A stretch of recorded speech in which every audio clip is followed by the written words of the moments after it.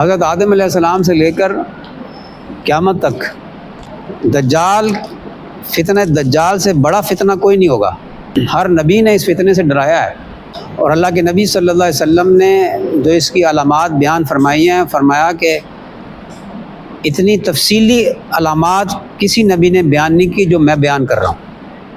इतना शदीद फितना होगा कि इसके बारे में फरमाया कि इसकी शिद्दत का आप अंदाज़ा ये इससे लगा लें कि एक रिवायत में आता है जिसका मफ़हूम यह है कि एक शख्स समझेगा कि मैं बड़ा मज़बूत इंसान हूँ, मुसलमान बड़ा मज़बूत हूँ, पक्का ईमान वाला हूँ, मेरा कुछ नहीं बिगाड़ सकता ये दज्जाल, मैं देखता हूँ कौन दज्जाल है। ठीक है ना। फरमाया कि ये उसके सामने अगर चला गया तो उसी का कलमा पढ़ने लगेगा,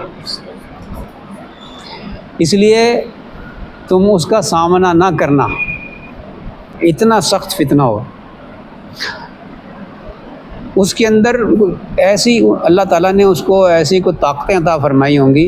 जब तफसीली मुताला किया जाता है ना तो मालूम होता है कि टेक्नोलॉजी में भी बहुत आगे होगा, जदीद तरीन टेक्नोलॉजी होगी, कुछ ऐसी टेक्नोलॉजी होगी जो उसने छुपा के रखी होगी। लोगों के सामने जब वो ख़ुद ख़ुरूज करेगा उस वक़्त उस टेक्नोलॉजी को लाएगा। एक बात। नंबर 2, उसके अंदर हिप्नोटिज़म की ताकत भी होगी, आँखों से अपने असर डालना।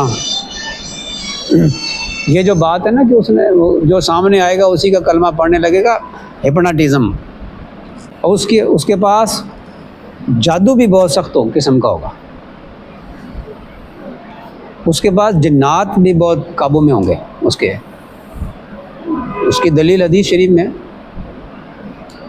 कि वो जिन्नात को हुक्म करेगा, कब्रों से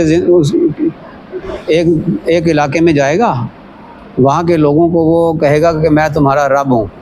वो इनकार करेंगे। वो कहेगा कि मैं अगर तुम्हारे माँ बाप को कब्रों से ज़िंदा कर दूँ तो तुम फिर मुझे मानोगे? वो कहेंगे हाँ, अगर माँ बाप हमारे ज़िंदा होके कह दें कि तू हमारा रब है तो हम तुझे मान लेंगे। ये ऐसे तो वो ईमान वाले होंगे, इतने कमज़ोर।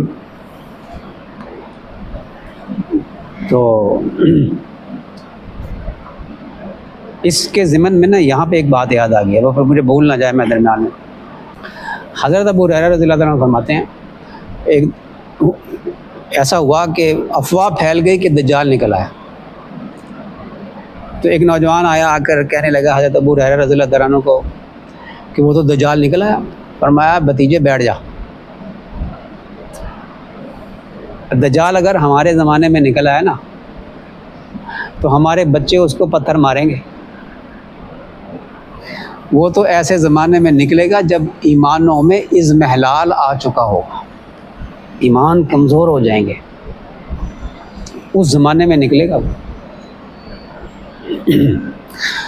इसी से अंदाज़ा लगा लें कि वो देहाती कहेगा कि अगर माँ बाप मेरे ज़िंदा होकर कह दें कि तू रब है, तेरा रब है, तू हमारा रब है, तो हम मान लेंगे। यहीं से पता चल गया कि ईमान कितना कमज़ोर था।